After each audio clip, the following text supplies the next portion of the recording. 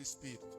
1 Tessalonicenses, no capítulo 1, nós estaremos lendo a partir do verso 1. E diz assim: Paulo, Silvano e Timóteo, a igreja dos Tessalonicenses, em Deus Pai e no nosso Senhor Jesus Cristo. A vocês, graça e paz da parte de Deus e de nosso Senhor Jesus Cristo. Sempre damos graças a Deus por todos vocês, mencionando-os em nossas orações. Lembramos continuamente, diante de nosso Deus e Pai, o que vocês têm demonstrado, o trabalho que resulta da fé, o esforço motivado pelo amor e a perseverança proveniente da esperança em nosso Senhor Jesus Cristo. Sabemos, irmãos, amados de Deus, que Ele os escolheu, porque o nosso Evangelho não chegou a você somente em palavras, mas também em poder, no Espírito Santo e em plena convicção. Vocês sabem como procedemos entre vocês em seu favor. De fato, vocês se tornaram nossos imitadores e do Senhor. Apesar de muito sofrimento, receber a palavra com alegria que vem do Espírito Santo.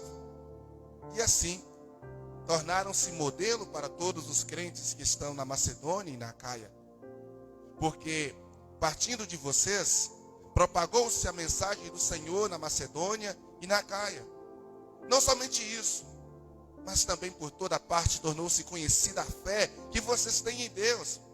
O resultado é que não temos necessidade de dizer mais nada sobre isso, pois eles mesmos relatam que de que maneira vocês nos receberam, como se voltaram para Deus, deixando os ídolos a fim de servir ao Deus vivo e verdadeiro, e esperar dos céus a seu Filho, a quem ressuscitou dos mortos, Jesus, que nos livra da ira que há de vir. Amém? Vamos orar novamente? Em nome de Jesus. Deus querido e maravilhoso, eu quero louvar o Senhor pela tua bondade. Quero louvar o Senhor pela tua misericórdia e pelo teu poder.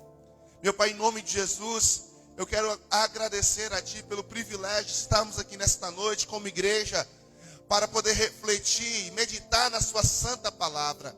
Palavra essa, Deus, que penetra em nosso coração, no mais profundo do nosso ser. Então, Pai, no nome de Jesus Cristo, que ela possa gerar no coração dos teus servos frutos, e que esses frutos multipliquem a 100 por 1. Eu te dou graças, meu Pai amado, pelo teu amor. Eu te dou graças, meu Deus amado, pela tua presença. Eu te dou graças, meu Pai, por cada irmão que está neste lugar. Eu te dou graças, irmãos, meu Deus, por cada irmão que está nos assistindo da sua casa. Eu te dou graças, meu Pai, por cada irmão que irá assistir esse culto depois que estiver gravado. Meu Deus, em nome de Jesus, que o Senhor possa falar aos nossos corações e desde já repreender todo o bloqueio do inferno e tentar impedir-nos de compreender a sua santa palavra. Eu quero te agradecer no nome do teu Filho Jesus. Amém e amém.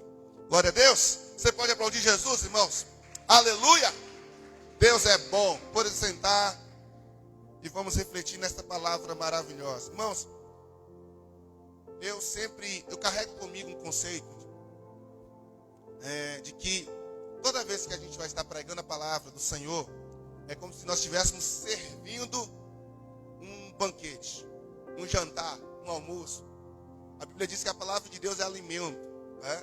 Então, toda vez que eu estou lá orando a Deus, preparando, eu sempre tenho refletido, eu sempre coloco na minha cabeça de que ali eu estou preparando um jantar, um banquete, para poder servir àqueles que eu amo. Eu vi uma definição muito legal em um vídeo, quando alguém perguntou para um senhor naqueles programas de culinária, né, de competição culinária, perguntou para um dos participantes: o que é cozinhar para você? Ele disse rapidamente, bate ponto: cozinhar para mim é manifestar amor às pessoas através do que eu estou preparando. Então, eu achei muito bacana essa definição, porque depois ele vai falar que cozinhar é uma forma de demonstrar amor, é interagir, é ter comunhão, é estar à roda da mesa. E para mim o conceito de preparar uma pregação, de preparar um sermão, também é a mesma coisa. É demonstrar amor a partir daquilo que Deus colocou no meu coração para falar à igreja. Não é simplesmente uma exposição teórica de um texto, ou homilético, enfim, mas é simplesmente transmitir aquilo que Deus, por amor e graça, revelou ao nosso coração, através da palavra do Senhor. E quando eu falo isso, eu falo porque eu vejo o carinho que Paulo tinha com as igrejas que ele plantava. Paulo é uma inspiração de pastor, de missionário. Eu olho para ele e vejo a maneira como ele tratava a igreja. E quando ele escreve a algumas igrejas, isso fica muito mais evidente. Por exemplo, quando ele escreve a Filipos, quando ele escreve a igreja de Tessalonicenses. Porque a igreja de Tessalonicenses tinha uma característica muito interessante. É uma igreja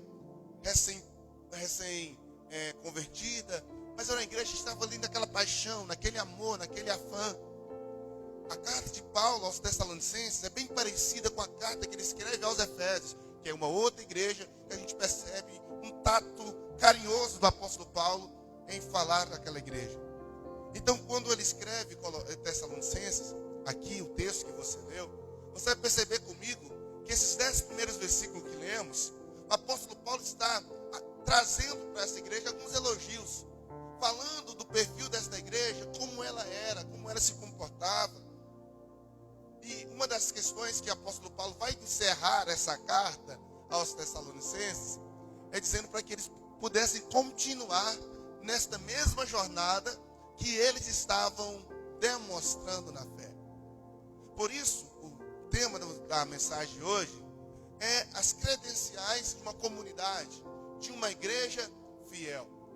E para nós termos esse conceito de fidelidade bem claro, a gente precisa partir de um padrão.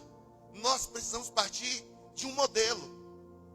E o próprio apóstolo Paulo vai escrever essa carta e dizer para nós que esta igreja tinha algumas características que, se não a tornasse como a principal igreja, o maior testemunho ficava entre as principais, né, na parte de cima da lista das igrejas mais fiéis que o apóstolo Paulo havia plantado. Quando Paulo vai escrever aos Coríntios, por exemplo, lá no capítulo 8 da segunda carta aos Coríntios, Paulo vai dizer que as igrejas da Macedônia foram as igrejas que deu suporte para ele nos momentos de dificuldades. Entre essas igrejas estava Filipenses e principalmente Colossenses. Colossenses foi uma das igrejas que mais investiu no ministério do apóstolo Paulo financeiramente, juntamente com Filipenses. Então Tessalonicenses vai nos ajudar muito a entender quais seriam as credenciais que Deus tem esperado da nossa igreja. Estamos começando um ano onde nós temos ministrado, profetizado, crendo que é o ano do recomeço. E é interessante porque no texto que nós lemos lá no início do culto, quando nós lemos Jesus falando à igreja de Éfeso, para que eles permanecessem fiéis até a morte, e só assim eles receberiam a coroa da vida. Fidelidade é uma característica que Deus mais admira, que Deus mais é apaixonado. Deus, Ele não está tão preocupado com o nosso amor, como está preocupado com a nossa fidelidade. Deus não está tanto preocupado se nós o amamos, como a nossa fidelidade a Ele. Pastor, mas amarás a Deus acima de todas as coisas, acima, como está lá o mandamento. Pois é, mas você já percebeu que quando ele diz, amarás o Senhor teu Deus acima, ele está falando que você precisa ser fiel a Ele acima de todas essas coisas. O contexto de amor ali é um contexto de fidelidade. O próprio Jesus disse, se me amares, guardareis os meus mandamentos. Então, eu demonstro amor para o Senhor a partir do momento que eu sou fiel em observar, em cumprir as ordens dEle. Fidelidade é um conceito que Deus leva a sério. Jesus, em Mateus capítulo 10, ele vai dizer, aquele que perseverar até o fim será salvo. Perseverança é ser fiel a um propósito até que ele se cumpra. É ser fiel àquilo. Eu comecei a jornada e eu preciso ser fiel até a morte. Isso é perseverar.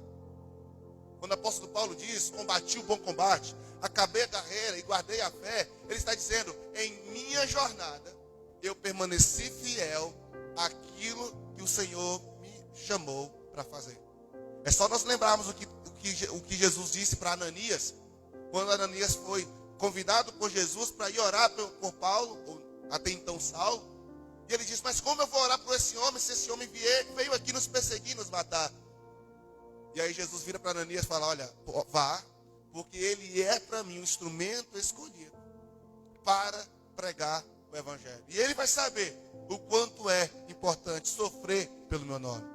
Então Paulo foi chamado e ele permaneceu fiel ao chamado até que ele partiu. Então tem algo que chama a atenção de Deus. Muito mais do que nós dissermos que o amamos. Muito mais do que fazermos coisas para Deus. Muito mais é permanecer fiel. Permanecer fiel. Eu fico triste porque às vezes eu percebo que o contexto de fidelidade na igreja, em muitas vezes, se restringe ao dízimo. Alguns líderes ou algumas denominações restringem o contexto de fidelidade, fala mais fidelidade sempre no contexto da contribuição financeira. Embora que este é um princípio que eu posso demonstrar, mas ele não é um único princípio. Que eu possa demonstrar fidelidade para o Senhor. Quando Paulo vai escrever a Timóteo, lá no capítulo 2, nas suas últimas palavras a Timóteo, ele vai falar uma referência de Deus seguinte: Timóteo, se nós negarmos ao Senhor, Ele vai nos negar. Entende? Mas se nós formos infiel com Ele, Ele vai permanecer fiel conosco, porque Ele não pode negar a si mesmo. Olha o que Paulo está dizendo para Timóteo. Paulo está dizendo, a fidelidade de Deus é algo inerente ao próprio Deus. Uma vez que Deus for em algum momento, tentar ser em algum momento infiel, Ele vai estar negando a sua própria natureza. Então, fidelidade é algo da natureza de Deus. Deus não consegue ser infiel. Por isso, Ele exige tanto de nós a fidelidade. Tanto de nós a fidelidade. Uma das metáforas que se usa para representar Cristo é Ele sendo noivo e a igreja sendo a noiva. E nós sabemos que um princípio de relacionamento se estabelece a partir da fidelidade. Uma vez a fidelidade sendo quebrada, fica difícil reconstruir os processos. Então, pensando nesse conceito de fidelidade, pensando no que o Senhor está falando conosco, o que Deus olha para esta igreja?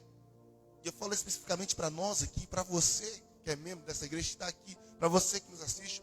Quais seriam as credenciais que Ele exige? Sabe o que é uma credencial?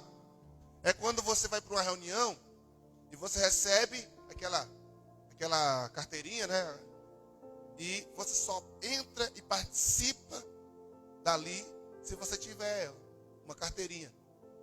Se você não tiver, você está descredenciado para participar daquilo. Então imaginemos nós como igreja, tendo que ir morar no céu, e temos que participar dessa congregação eterna, essa reunião eterna do povo de Deus, para sempre adorar o Senhor. Nós precisamos entender que só vai entrar lá quem tiver a credencial de fidelidade. Tem alguns supermercados que usam aí, né, a carteirinha, né, para fidelizar o cliente. Eu quero te falar que a de Deus é diferente. No céu, só vai poder entrar lá quem tiver a credencial de um servo bom e fiel. Como o próprio, na parábola que Jesus conta, servo bom e fiel, fosse fiel no pouco, sobre o muito te colocarei. Quais são as credenciais que Deus espera encontrar em mim, que Deus espera encontrar em você, que Deus espera encontrar em nós como igreja, para que verdadeiramente demonstremos a Ele o quanto somos fiéis, ou quanto estamos buscando permanecer fiel. Se você olhar comigo, Paulo vai dizer dessas credenciais no texto que você leu. 1 Tessalonicenses, Paulo vai estar dizendo isso. E no versículo 3, olha o que ele diz acerca da igreja de Tessalônica, e que vai nos mostrar a primeira credencial de uma igreja fiel, uma comunidade fiel. Versículo 3 diz, olha aí comigo: lembramos continuamente diante de nosso Deus e Pai o que vocês têm demonstrado, o trabalho que resulta da fé, o esforço motivado pelo amor e a perseverança proveniente da esperança em nosso Senhor Jesus. Sabe qual a primeira credencial, primeira característica para nós nos credenciar a ser uma igreja fiel? Precisamos ser uma igreja ativa. Uma igreja ativa. Uma igreja, querido, que não esteja estagnada, parada. Nós precisamos demonstrar atividades para Deus. Eu não estou falando de ativismo. Não, eu estou falando de atividade. Uma igreja que se move. Uma igreja que tem ações concretas, ações que mudam realidades. Paulo, quando vai dizer sobre as ações, ele está dizendo, olha, lembramos continuamente diante de Deus o que vocês têm demonstrado. Ei, o que você tem demonstrado? O que nós estamos demonstrando para Jesus? Ei, se Jesus olha para esse culto aqui hoje, para nós aqui hoje, o que nós temos demonstrado para Ele? Paulo vai dizer, amém, no versículo 3, olha o que essa igreja estava demonstrando. Primeiro, essa igreja demonstrava trabalho como resultado da fé. Amém, irmãos? Trabalho como resultado da fé. Essa é a primeira coisa que essa igreja está demonstrando. Isso significa que esta igreja, por ter fé em Deus, era uma igreja que estava em atividade, trabalhando. Meus queridos, eu quero te perguntar, qual é o trabalho que você tem demonstrado para o Senhor? Você é um crente que trabalha ou que dá trabalho? Que às vezes quando eu era adolescente, minha liderança sempre falava, crente que não trabalha, dá trabalho. Geralmente os crentes que não trabalham só vai dar trabalho. Essa é uma frase, essa é uma crença que eu ouço dentro do meio cristão. Eu não concordo 100%, mas também não discordo, porque eu vejo que a maioria dos trabalhos vem daqueles que não trabalham. Porque quem está ocupado em trabalhar, em fazer alguma coisa para Deus, automaticamente não vai estar dando trabalho. Vou dar um exemplo. Quando Neemias estava reconstruindo a obra do Senhor, os muros da cidade, os inimigos dele chamam, ele diz, olha, eu não posso, porque estou envolvido, estou focado em uma grande obra, e ela não pode parar. Então, Jesus disse, é tempo de trabalharmos enquanto é dia, porque a noite virá enquanto não se pode trabalhar. A Bíblia sempre vai nos chamar para o serviço cristão. Querido, nós precisamos compreender uma coisa, ter um insight. Que quando nós estamos trabalhando, nós não estamos trabalhando para o pastor, para uma instituição, estamos trabalhando para Deus. Porém, nós precisamos trabalhar dentro da instituição, ou dentro da comunidade que nós fazemos parte.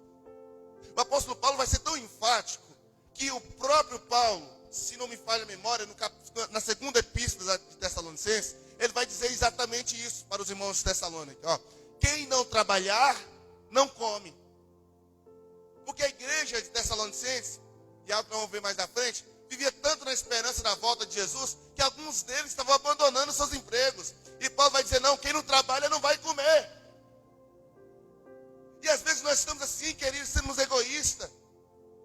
Nós não contribuímos, nós não ajudamos, nós não nos envolvemos, mas nós usufruímos daquilo que outros trabalham, daquilo que outros fazem. E glória a Deus, porque outros têm feito e a obra nunca vai parar por falta de pessoas. Pode ter sempre poucas pessoas, porque a obra sempre precisa. A obra sempre precisa de obreiro. Desde a época de Jesus, ele diz, olha, rogai para que o Senhor envie trabalhadores para a seara, porque a seara é grande e os ceifeiros são poucos. Sempre vai precisar, nós sempre vamos ficar com déficit em pessoas que trabalham no reino. Mas o fato é que ela nunca vai ficar parada. Ela nunca vai ficar parada. Deus sempre vai levantar alguém para fazer. Então, Paulo está dizendo, vocês têm demonstrado trabalho como resultado da fé. Isso significa, se verdadeiramente eu tenho fé em Deus, o resultado dessa fé vai ser obras, como o Tiago diz.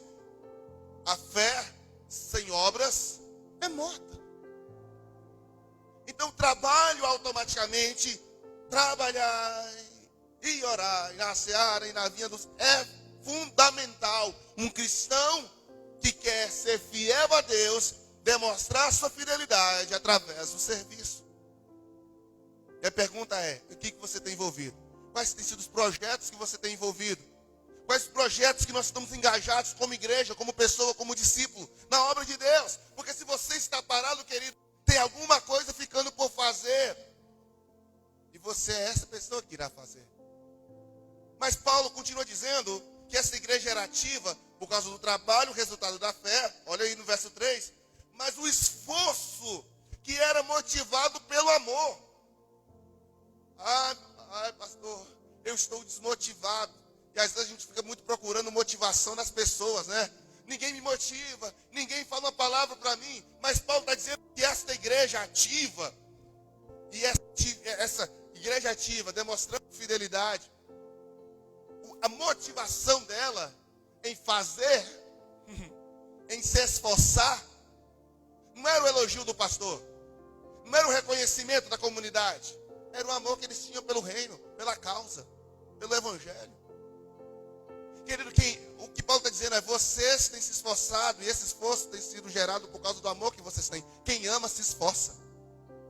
É natural, isso é natural. Quem ama, busca, sabe, sacrifica, faz o que está além daquilo que ele naturalmente poderia fazer. Falando dessa igreja e das igrejas da Macedônia, lá em 2 Coríntios capítulo 8, Paulo vai falar aos coríntios o quê? Que eles foram fiéis e que eles abençoaram financeiramente mais do que eles podiam fazer. Mais do que eles podiam fazer. Ele vai dizer, eles estavam em meio de provas e tribulações. Dá um pulinho em 2 Coríntios capítulo 8, você vai perceber. Então, Paulo está dizendo, o esforço de vocês tem sido gerado pelo amor. Quem ama se esforça para fazer. Se você ama essa comunidade, você se esforça para que essa comunidade avance. Se você ama o reino de Deus. Eu sempre disse que eu não prego para a de igreja. Essa não é minha ênfase na pregação. Eu não tenho ênfase em denominação. Eu não sou um pastor denominacional, no aspecto de endeusar minha denominação e achar, não, longe de mim. Porém, eu entendo que se eu faço parte de uma comunidade, eu preciso contribuir com ela. Eu entendo que se eu estou dentro de uma família, eu preciso me envolver. Você que é casal, você que é casado, você que é filho, sabe? Que enquanto você está dentro de uma família, você precisa contribuir. Se não for financeiramente, é lavando as louças, é limpando a casa. Eu fico observando, às vezes os pais têm criado os filhos, menino moção, 12 anos, dormindo até meio-dia. Eu falo, não é minha época não, porque a mãe me acordava a gente cedo para poder ajudar, se envolver. Porque precisa aprender, precisa crescer, precisa criar independência. Eu com 12 anos já fazia almoço, já fazia janta, já fazia minha comida. Porque minha mãe me colocava para envolver. Então, se você faz parte dessa comunidade, se você faz parte do reino de Deus, você, querido, necessariamente você precisa se envolver. Mas não é um envolvimento por obrigação. Paulo está dizendo que o esforço de Tessalonicenses era motivado pelo amor. Paulo vai dizer que se para eu trabalhar para um ímpio, eu tenho que trabalhar para um ímpio, como se estivesse trabalhando para Deus. Agora imagina trabalhando na comunidade, cujo objetivo é pregar o evangelho. Entende? Estamos vivendo um tempo de preguiça espiritual, preguiça no reino, ou simplesmente achar que não cabe a mim fazer, não cabe a mim me envolver, tem outros que fazem. Não, queridos. Uma igreja fiel, ela é uma igreja ativa. E como Paulo diz no verso 3, eu não estou inventando nada, pode olhar. É uma igreja ativa na qual o trabalho é resultado da fé. O esforço é motivado pelo amor. E a perseverança é proveniente da o quê? Da esperança. O que ele está querendo dizer com isso? Eu começo a fazer alguma coisa, eu não vou parar. Por quê? Porque em breve meu amado está vindo. Eu vou perseverar porque eu estou esperando Jesus voltar. E eu preciso que ele me encontre como a pessoa mais digna possível de poder morar no céu. Paulo está dizendo que eles estavam perseverando porque eles estavam crendo, eles estavam tendo a esperança do retorno de Jesus. Irmãos, eu vou falar um pouquinho mais disso futuramente, mas eu tenho observado, e daqui a pouco no último tópico vou falar sobre isso, que a igreja está esquecendo que Jesus vai voltar. Nós em algum momento da nossa vida paramos de pensar assim, Jesus vai voltar. E a gente tem vivido uma vida assim tão para nós, tão focada em nós. Então, repita comigo, uma igreja, vamos lá irmão, uma igreja fiel é uma igreja ativa. É uma igreja ativa. E essa atividade não é ativismo, o trabalho é resultado da fé, o esforço é motivado pelo amor e a perseverança é resultado da esperança. É o que está escrito no verso 3. Mas no verso 6 e 7, Paulo vai estar dizendo para nós uma outra característica que nos credencia, ou na qual precisamos viver ela, para nos credenciar a ser uma igreja fiel. Porque eu posso dizer, nós não temos sido. Não temos sido. E o fato de não ser fiel, isso significa que não vamos alcançar a coroa da vida. Porque Jesus disse, ser fiel até a morte, e vocês alcançarão a coroa da vida. Então, se não está sendo fiel, significa que a coroa da vida vai mal. E eu me preocupo com isso. Porque eu não penso no pastor Patrick. Meu pensamento é coletivo. Eu sou responsável por mim, mas eu sou responsável por uma comunidade. E quando eu olho para essa comunidade e olho para a Bíblia, eu começo a procurar nessa comunidade as características que a Bíblia diz para a gente que a gente tem que ter para ser fiel e receber a coroa. E eu não consigo enxergar algumas dessas, eu me preocupo. A começar de mim. E às vezes a gente olha e fala, meu Deus, nem todo mundo está pegando a ficha, nem todo mundo está caindo a ficha, que esse negócio é sério. E aí eu entendo o Jeremias, o porquê que ele chorava tanto. Eu entendo o Jeremias, o porquê que ele se desesperava tanto. Mas vamos lá. Versos 6 e 7. Comigo. Pode colocar aí, filho, para nós? Isso. Versos 6 e 7, o texto diz. De fato, vocês se tornaram nossos imitadores. E do Senhor. Apesar de muito sofrimento, receberam a palavra com alegria que vem do Espírito Santo. E assim, tornaram-se modelo para todos os crentes que estão na Macedônia e na Acaia. Olha que é isso, irmão. E assim irmãos, se nós olharmos para a nossa comunidade, você que me assiste, se você olhar para a comunidade que você frequenta, se nós olharmos para a igreja brasileira, eu pergunto, ela tem sido exemplo para o mundo? Modelo? Sabe que o mundo olha para nós e fala, cara, que igreja, não, temos que seguir os passos. Uma igreja fiel é uma igreja modelo. É uma igreja que se esforça para ser o exemplo aonde ela está reunida. A minha oração sempre foi que a nossa igreja, a nossa comunidade de Itaiobeiras, fosse exemplo para as outras renovadas da região. Eu tenho isso no meu coração, não que nós queremos ser melhor do que elas, mas eu sempre disse que nós queremos ser inspiradores. Quando olharem para a igreja, para a cidade renovada de Itaiobeiras, nós vamos trabalhar, nós vamos caminhar, vamos inspirar pessoas. E Paulo está dizendo que esta igreja de Tessalonicenses era uma igreja modelo para a região, não apenas a região dela, porque Tessalonicenses era localizado na região da Macedônia. Mas até os irmãos da Acaia, e eu já falei aqui da birra entre macedônios e acaianos, né? A igreja de Corinto ficava na região da Acaia, enquanto Tessalonicenses, Filipenses ficavam na região da Macedônia. A região da Acaia era uma região rica, metrópole. Lá ficava Corinto, uma grande cidade milionária, era como se fosse São Paulo e Rio de Janeiro. Aliás, São Paulo e Belo Horizonte, porque A região da Caia era a região rica. Porém, a região da Macedônia era a região de pobres. Então, vamos pegar o norte do Brasil, né, que é mais pobre aí. Balancear. E o fato é que o que sobrava de dinheiro na região da Caia, faltava de misericórdia e de compaixão. Só um exemplo de 2 Coríntios 8. Que há um ano Paulo estava pedindo uma oferta para os coríntios, eles não tinham enviado. Aí então, mas o que nós temos, pode deixar o texto ter filho.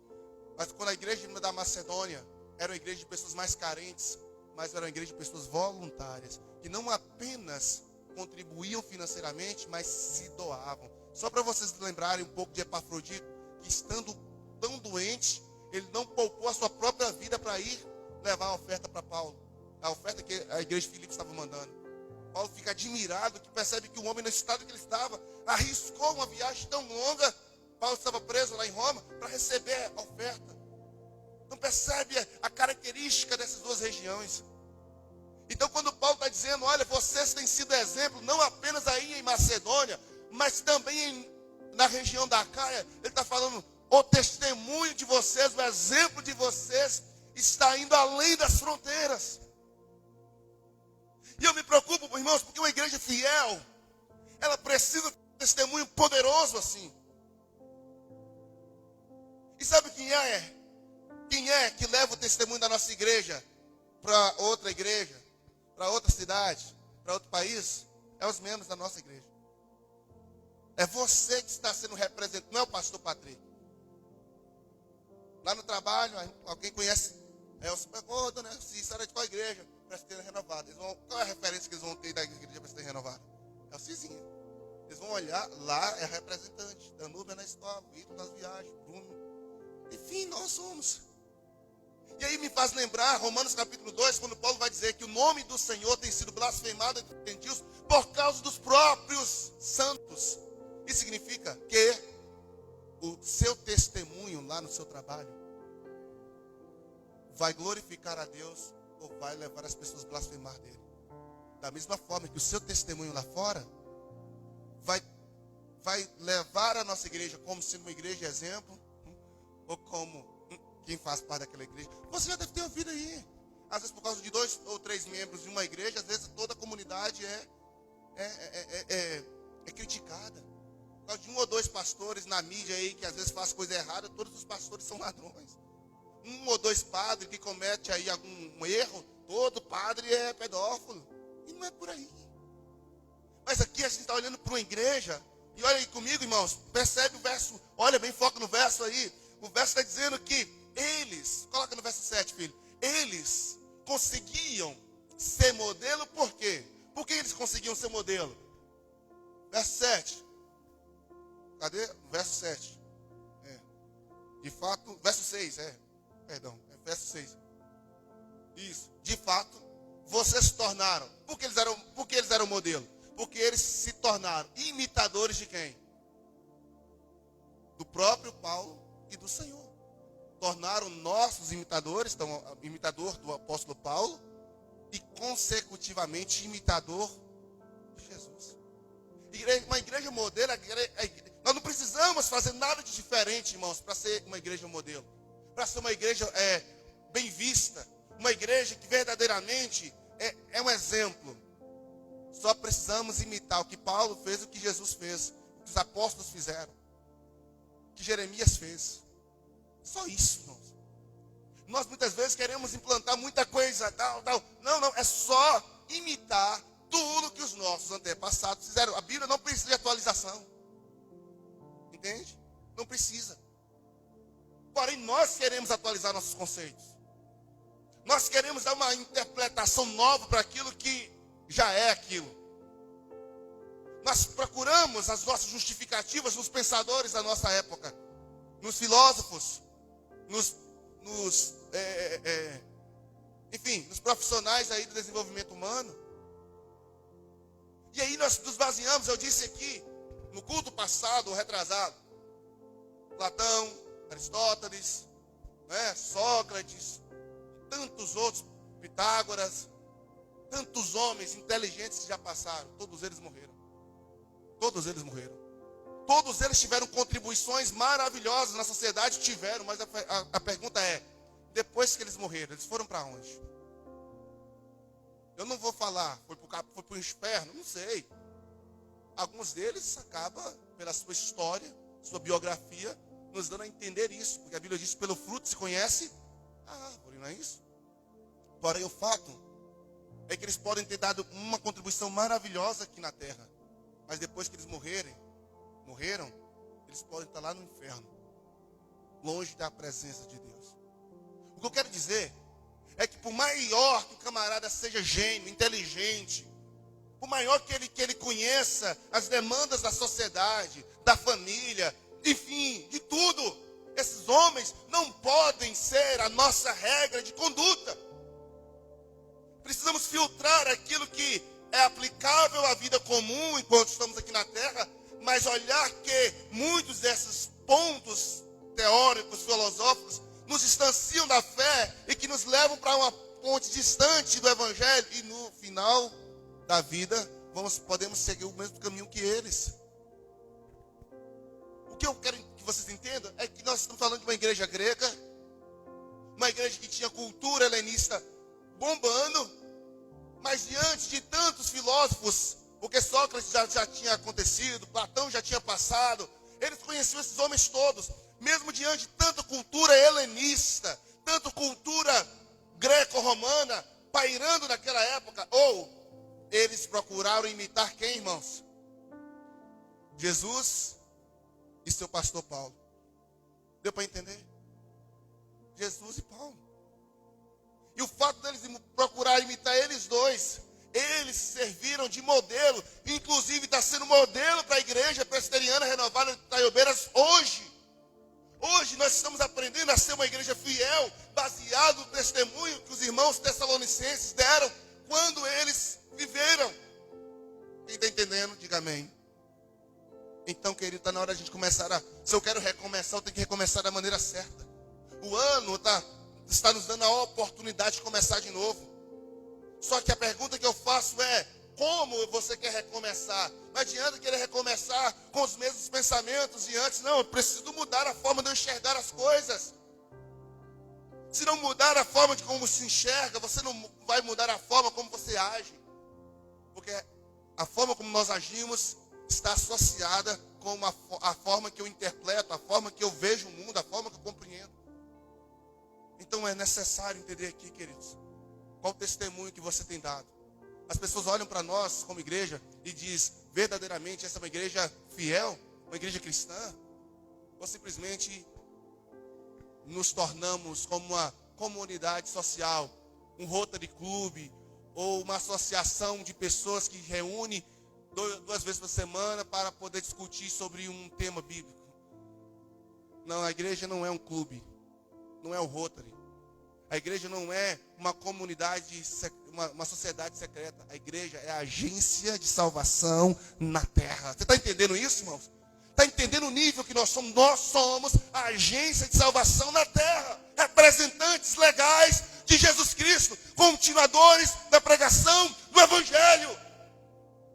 Nós não somos uma comunidade de filósofos ou de pensadores. Embora que haja dentro da igreja assim, mas nós não somos isso.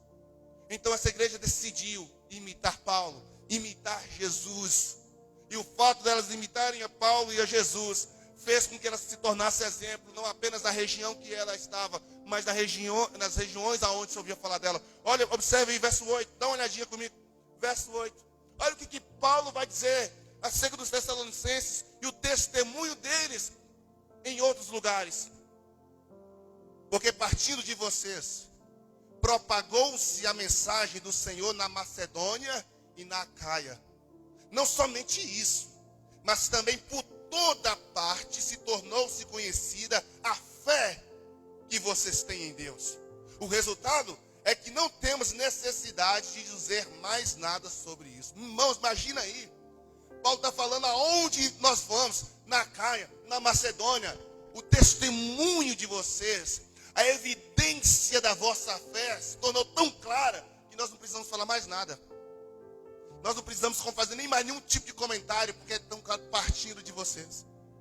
Ai, meu Deus, há sonho que eu creio que Deus está nos dando a graça de hoje recomeçar, de vivenciar. É tempo de as pessoas olharem e falarem, meu Deus, eu não estou falando de uma denominação, eu estou falando de uma comunidade. Pessoas que se juntam para pensar de maneira comum, viver de maneira comum, ter mesmos objetivos, e esses objetivos não podem ser egoístas, claro, precisam ser comunitários, voltados para o Evangelho. O que as pessoas dizem que eu sou? Não foi isso que Jesus perguntou para os discípulos? Porque Jesus se preocupava com o que as pessoas pensavam dele. Eu me preocupo com o que as pessoas pensam da Igreja Presbiteriana Renovada de Taiobeiras. Eu me preocupo com o que as pessoas pensam com cada um dos membros da nossa comunidade. Eu defendo cada um de vocês quando alguém vai falar. Por quê? Porque eu me preocupo com aquilo que se falam de nós aí por fora. E eu te pergunto, você preocupa? Você é uma pessoa que carrega no seu coração a intenção, cognitivamente falando, racionalmente, de defender a comunidade que você vive? E não apenas defender no sentido de comprar briga e de discutir, mas defender no aspecto de viver o que se ensina, a ponto de que a sua vida lá fora seja o reflexo fiel daquilo que se ensina aqui dentro. Irmãos, é recomeçar, não é isso? Então vamos recomeçar a fazer da maneira certa. Mas Paulo vai falar uma terceira característica dessa igreja que eu amo de coração, que eu quero partilhar, está no versículo 9. Dá uma olhadinha comigo.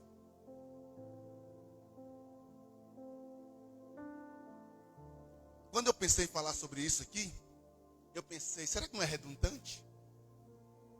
Será que não seria redundância falar dessa terceira característica que vai nos credenciar a ser uma igreja fiel? Olha o que está escrito. Pois eles, dando continuidade ao verso 8, né? Pois eles mesmos relatam de que a maneira... Pois eles mesmos relatam de que maneira vocês nos receberam. Como se voltaram para Deus, deixando os ídolos a fim de servir a Deus vivo, o verdadeiro e verdadeiro.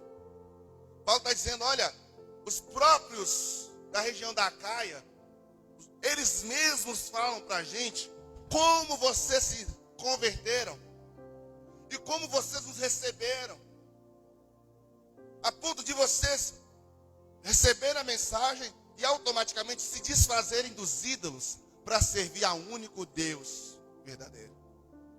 E sabe qual é a terceira condição para estarmos credenciados a ser uma igreja fiel, a ser encontrado por Cristo uma igreja fiel? É que nós precisamos verdadeiramente ser uma comunidade convertida. Por que eu disse que poderia parecer redundante? Porque, pastor, como você está falando para nós nos convertermos, sendo que nós já nos convertemos? Paulo está dizendo que esta igreja, no momento em que ouviu o evangelho, no momento, ela abandonou a idolatria. Sabe o que é isso, querido?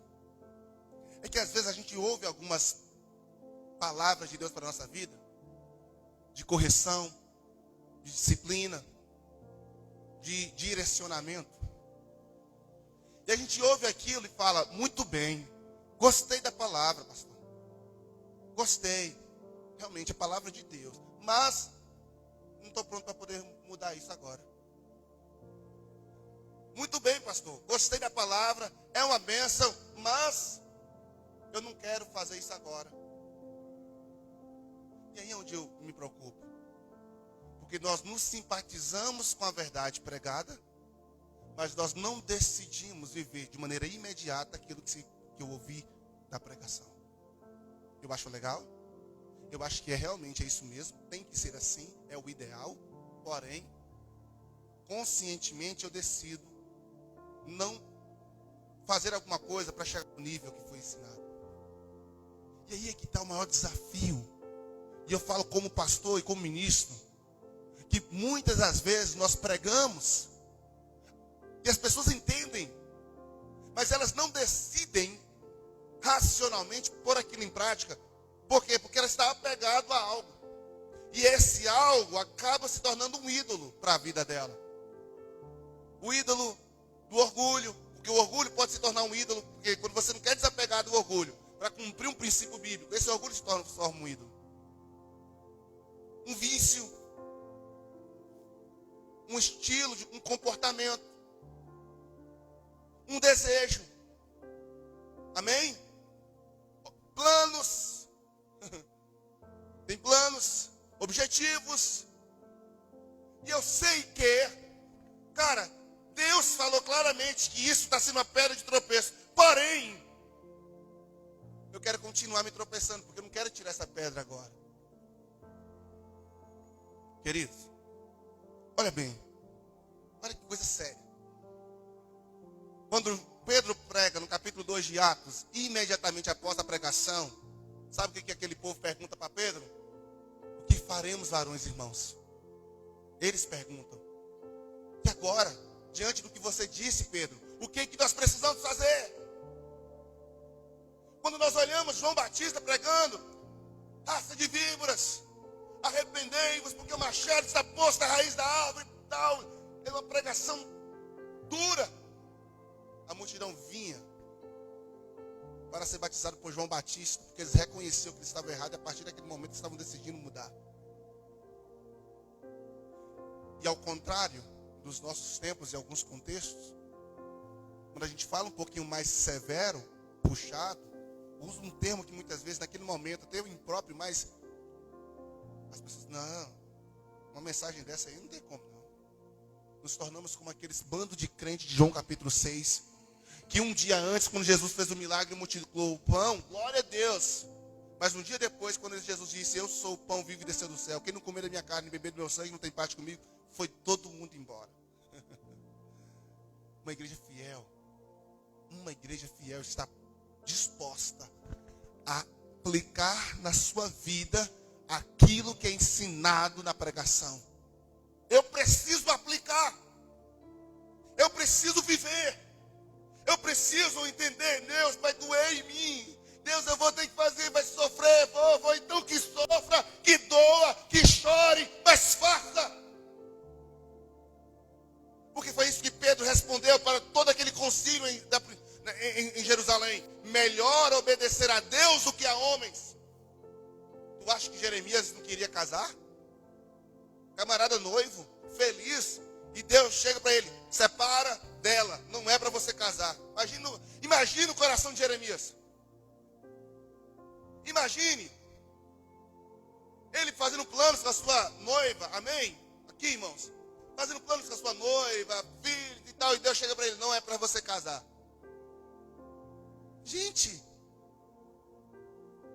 nós precisamos compreender um princípio, irmão. Isso aqui é para viver. Isso aqui não é só... Isso aqui é uma diferença, sabe? De palestra e pregação. Que palestra legal. Gostei, aprendi muito. Mas o que eu observo é que uma boa parte das pessoas que ouvem uma palestra, ela sai da palestra e não vai fazer aquilo no dia a dia. Porque eles criaram um conceito de que palestra é apenas um momento ali para motivar, um momento ali, mas poucos saem da palestra dizendo, eu vou aplicar isso na minha vida. Pregação não é palestra. Pregação é a exposição de uma verdade, de um Deus santo a pecadores, chamando eles a arrependimento. E pregar o evangelho é isso. É por isso que às vezes é desafiador. Por isso que tantas vezes, você pode ler o Novo Testamento, inúmeras vezes, Paulo vai pedir oração para as igrejas, lá no livro de Efésios, mesmo capítulo 6, ele vai dizer, orem por mim, para que me seja aberta a porta da pregação, porque pregar não é para qualquer um mesmo, não. Pregar é para quem tem coragem, porque sabe que muitas das vezes a sua mensagem vai ser rejeitada. Jeremias chorava, porque ele via que constantemente, por mais que ele pregava, a sua mensagem era rejeitada. Porque as pessoas sempre procuram olhar a palavra que exige mudança como, essa palavra é para fulano. Fulano tinha que estar aqui para ouvir. Mas não como Senhor, eu me enquadro nisso aí. Se eu me enquadro, Senhor, eu preciso sair daqui já me planejando para começar isso em prática agora. Então decida, irmão. Decidamos viver isso aqui e jogar fora os ídolos. Decidamos jogar fora aquilo que nos impede de expressar totalmente a nossa fé em Deus, de não buscar ao Senhor como prioridade, mas como exclusividade. Há uma diferença entre as duas termos. Sua família pode ser sua prioridade, seu emprego pode, suas metas pessoais pode, muita coisa na sua vida pode buscar prioridade, ser prioridade, mas exclusividade, só um. É totalmente separado. E mesmo assim as outras prioridades, você só vai conseguir fazer uma de cada vez. Você concluir a primeira prioridade, aí se torna uma outra prioridade. Você não pode ter duas prioridades simultaneamente. Exclusividade, nada substitui, é exclusivo. Deus não quer sua prioridade. Quando ele diz buscar em primeiro lugar o reino de Deus, não está falando de prioridade, está falando de exclusividade. Eu preciso entender que eu fui chamado não para ser um crente mais um,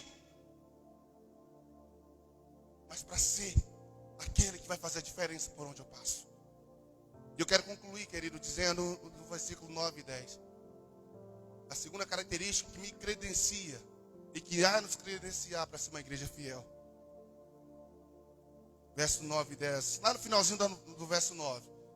Vai dizer: deixando os ídolos a fim de servir a Deus vivo e verdadeiro, e esperar dos céus a seu Filho, a quem ressuscitou dos mortos, Jesus, que nos livra da ira que há de vir.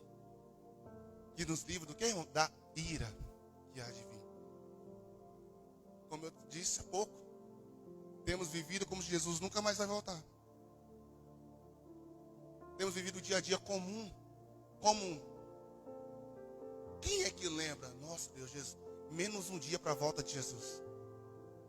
Verdadeiramente, você, em um percurso de 7 dias atrás aí, quantas vezes você acordou, ou você se pegou preocupado com o retorno de Jesus?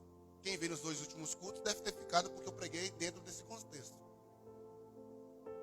Mas naturalmente, lá na sua casa, no seu trabalho, fazendo suas coisas, cuidando da sua família, você parou para pensar, meu Deus, é menos um dia da volta de Cristo. Uma igreja fiel, uma igreja que está credenciada para ser uma igreja encontrada fiel, é uma igreja que nutre dentro de si a esperança da volta de Jesus. Irmãos, por isso que Jesus disse que naquele dia será como nos dias de Noé. Muitos se casavam e davam esse casamento. Todos foram pegos de surpresa. E aí eu vejo muita gente usando esse texto, Jesus falando isso, para pregar para ímpios. Mas eu quero falar para vocês, querido, que muitos de nós da igreja vai ser pegos de surpresa. Sabe por quê? Porque nós não vamos estar esperando. Na ministração de quinta-feira, quando eu preguei sobre o tema Meu Último Dia, o primeiro versículo que eu li na pregação foi o que Jesus disse para aquele homem que estava cheio de planos, e disse para ele: louco, se pedir a tua alma hoje, o que tens preparado, para quem será? Quando a morte chega, filho, seus filhos ficam, sua esposa fica, seu marido fica, seu trabalho fica, tudo fica. Quando a morte chega, só leva você. A sua preocupação precisa ser dentro desse nível. Eu preciso cuidar de todo mundo, eu preciso amar todo mundo, eu preciso me envolver com as coisas da minha família, do meu trabalho, mas eu preciso compreender que no grande dia só vai ser eu e ele, eu e Deus. Ninguém vai poder responder por mim. Você não vai poder dizer mais meu pastor, minha mãe, meu pai. Não, gente, é tu, é eu. E aí ele está dizendo, olha, e esperar dos céus a seu Filho, a quem ressuscitou dos mortos, Jesus, que nos livrará da ira. Querido, se você irado já faz muita coisa, você já se viu com raiva? Você já se viu com raiva de alguém, de alguma coisa? Você acha que você é um cara legal, uma menina boa, com raiva? Imagina quem originou a raiva. Porque você tem que entender que a raiva veio de Deus também. Os mesmos sentimentos bons que Deus colocou em nós, nos dotou de amor, carinho, afeto, Ele também colocou raiva. E ter raiva não é pecado, eu já disse que inúmeras vezes, não vou pregar sobre isso. O que eu faço com a raiva que vai determinar se é pecado ou não. Agora imagina um Deus irado. Gente, pelo amor de Deus, nós estamos brincando com esse negócio, achando que Deus não vai vir. Oh, meu Deus, tem misericórdia de nós. Eu me preocupo com isso, irmãos. Isso é sério. Porque nós vivemos culto após culto e pedindo tanta bênção, tanta coisa que precisamos mesmo, porque somos carentes dessas bênçãos. Mas temos que lembrar de principal coisa: permanecer firme até o fim. Porque o dia vem da ira de Deus vai ser revelada sobre toda a terra. Mas uma igreja fiel não vai passar pela ira. Paulo quem está dizendo. A igreja fiel não vai passar por essa ira. Pelo contrário, ele vai dizer: vinde benditos do meu Pai, para o reino que vos está preparado antes da fundação do mundo. E a pergunta que eu faço é: você quer experimentar do abraço e do bem-vindo de Jesus, ou apartai-vos de mim? O que você quer ouvir? O que você quer ouvir? O fato não é querer, querido, é fazer, é ser uma igreja bastante fiel, como ele diz, ser fiel até a morte. Pedro vai dizer aos irmãos, a nós também, que é uma carta universal: ainda não resistimos até a morte. Eu me preocupo, irmãos, a época da pandemia tem mostrado muito isso.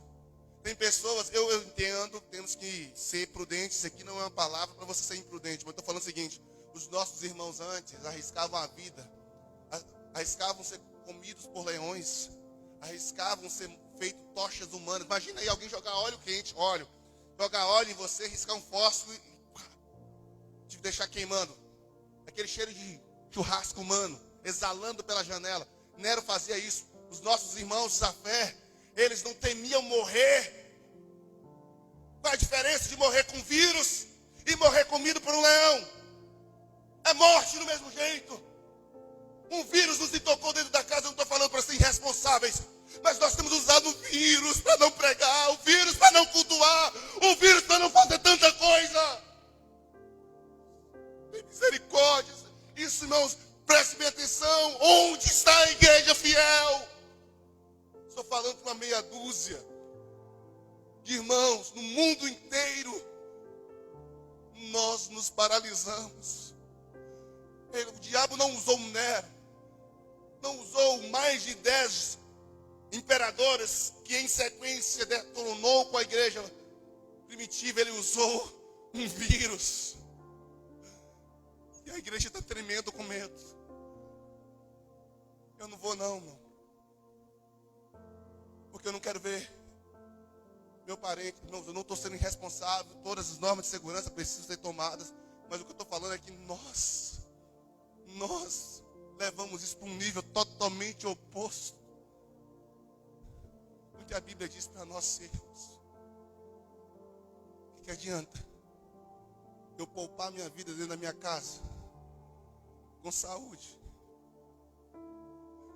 Madre Teresa de Calcutá, numa frase que ela diz: quem não nasceu para servir, não serve para viver. Se nós verdadeiramente fomos chamados para servir ao reino, a Deus, as pessoas, que adianta ter saúde dentro da nossa casa, fechados, guardadinhos? Eu me sinto envergonhado. Será que estamos sendo fiéis mesmo? Será que estamos credenciados a receber a carteirinha de crente fiel? Ou será que verdadeiramente estamos aqui fazendo papéis de artistas? Eu faço de conta que sirvo, faço de conta que vou para o céu. Não é para isso que Deus nos chamou, não. Convido vocês a ficarem de pé, por gentileza. Deus tem misericórdia de nós, Senhor. Como hipócritas, eu me sinto tão hipócrita, irmãos, às vezes. Isso machuca tanto. Porque não foi para isso que Deus nos criou, não foi para isso que Deus nos chamou. Será que realmente, irmãos, estamos dispostos a morrer por Cristo? Será que verdadeiramente estamos dispostos a morrer pelos perdidos? Será que o maior ídolo que nós precisamos jogar fora está dentro de nós? Os Tessalonicenses foram credenciados a ser considerados uma igreja fiel, porque eles jogaram fora de maneira imediata quando ouviram a mensagem. Eu quero te falar, o que você vai fazer agora, de maneira imediata, terminar esse culto? Ou será que vai ser só mais uma pregação que você ouviu? Será que vai ser mais uma pregação em que você entendeu o que deve fazer, mas eu vou preferir deletar essa parte da pregação e continuar vivendo do jeito que eu acho do que é melhor? Oremos. Eu peço perdão. Eu peço perdão por esta igreja, Senhor, porque temos sido indisciplinados, temos sido infiéis, temos deixado por um caminho aquilo que nós começamos a fazer,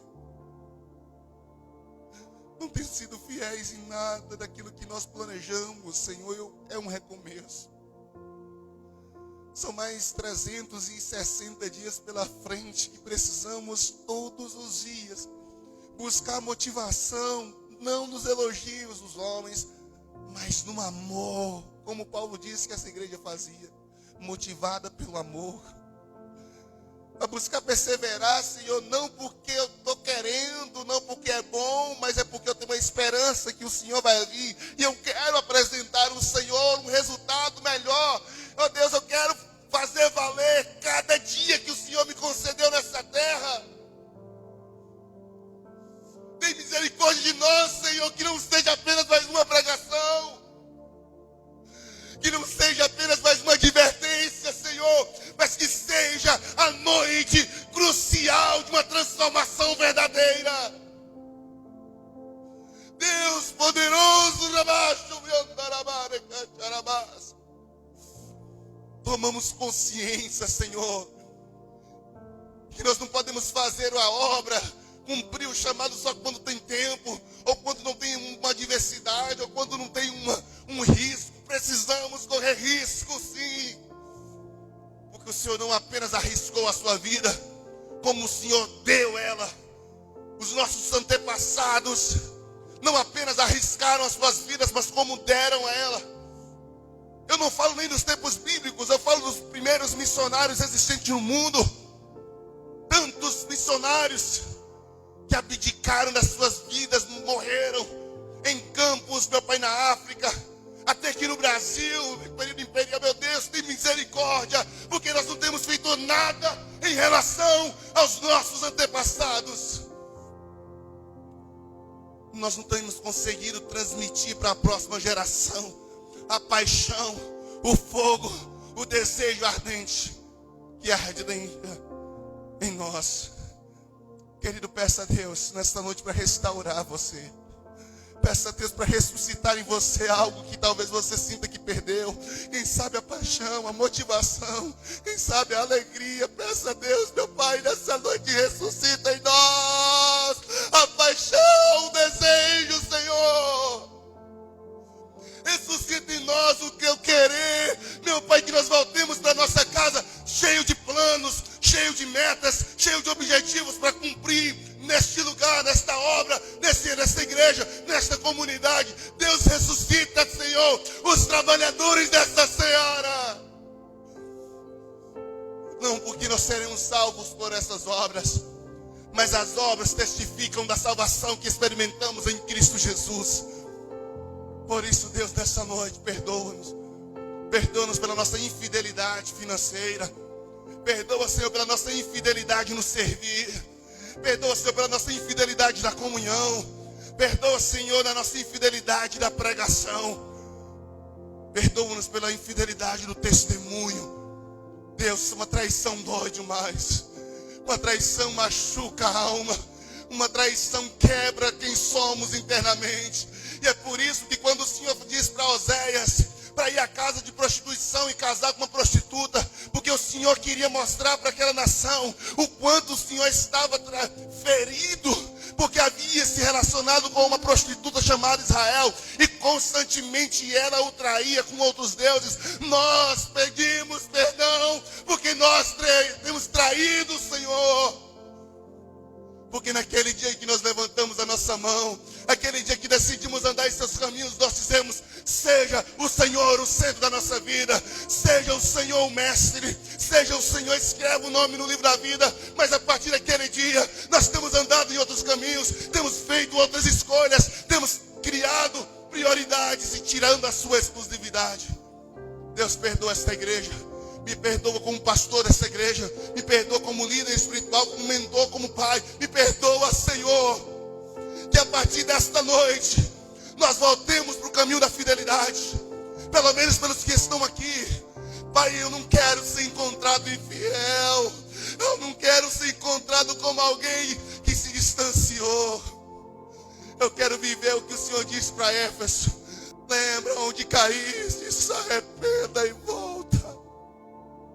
É o ano do recomeço, Deus. E queremos voltar a fazer as coisas certas.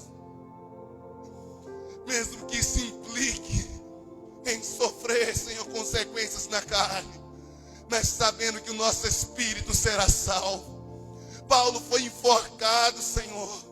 Pedro foi crucificado. E porque nós poupamos a nossa vida como se fosse tão preciosa. Em nada temos por precioso, senão que o Senhor seja glorificado, como Paulo diz, porque nós temos que colocar como preciosidade tantas coisas. Deus, nos ajuda a nos tornar fiéis, porque, meu Deus, em muitos momentos nós nos prostituímos.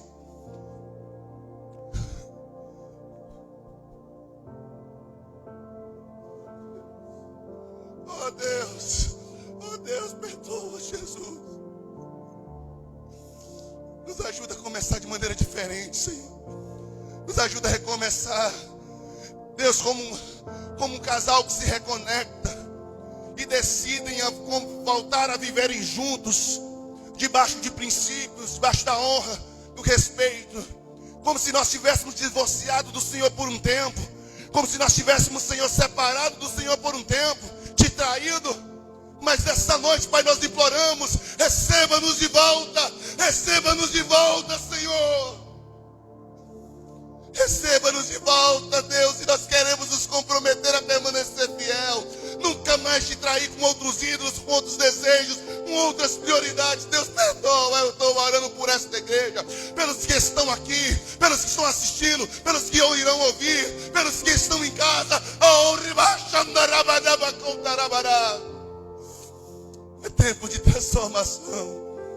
É o que eu te peço nessa noite, Deus. Nos ajude a cear com santidade. Nos ajude verdadeiramente a cear com o coração limpo, tendo consciência que nós não temos nada para nos acusar, porque nós temos sido fiéis e íntegros à sua lei. É o que eu te peço nessa noite, Jesus. É o que eu te peço nessa noite, em nome do teu Filho Jesus. Em nome do teu Filho Jesus.